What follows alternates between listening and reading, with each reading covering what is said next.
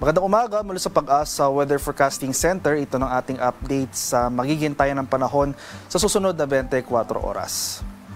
Huling namataan itong low pressure area na ating minomonitor sa loob ng ating Philippine Area of Responsibility kaninang alas 3 ng umaga sa layang 235 kilometers kanluran ng San Jose, Occidental Mindoro. Sa ngayon, hindi natin inaasahan na magiging isang ganap na bagyo itong low pressure area na ito, pero patuloy pa rin ito magdudulot ng makulimlim na panahon sa malaking bahagi ng Luzon. Samantala, ito namang easterlies o yung hangin na nanggagaling sa Dagat Pasipiko ay nakikita natin dito sa ating latest satellite images. Ito yung mga makakapal na kaulapan dito sa area ng Batanes at Babuyan Island. So, over Cagayan Valley, asahan natin yung epekto ng easterlies. So, makulimlim na panahon at mataas sa tsansa ng pag-ulan. So, malaking bahagi nga ng Luzon, including itong western section ng Visayas dahil sa epekto nitong low pressure area at itong easterlies, asahan natin itong makulimlim na panahon. Sa nalalabing bahagi ng Visayas at buong Mindanao ay bahagi maulap hanggang sa maulap na papawiri na ating inaasahan, maliban na lamang sa mga usual afternoon to evening na mga localized thunderstorms.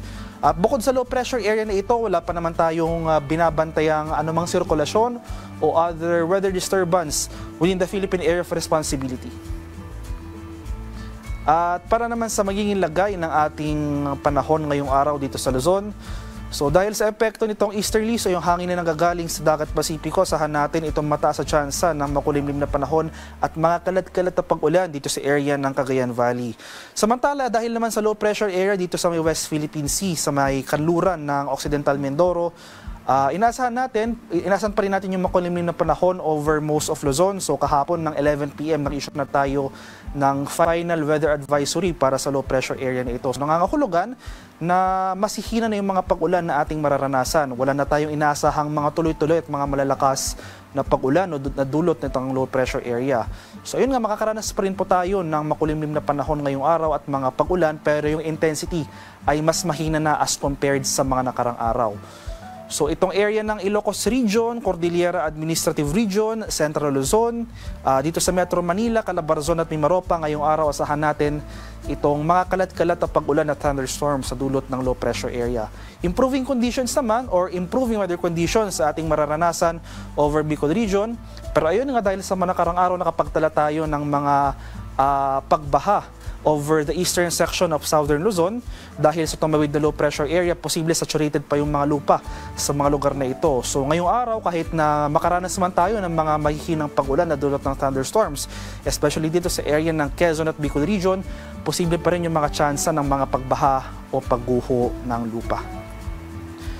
Samantala, sa areas ng Palawan, Visayas at sa Mindanao, dahil nga sa low pressure area, magpapatuloy itong mga pag-ulan at makulimlim na panahon dito sa Palawan at Western Visayas. So improving weather conditions na rin na ating inaasahan dito sa Central at Eastern Visayas.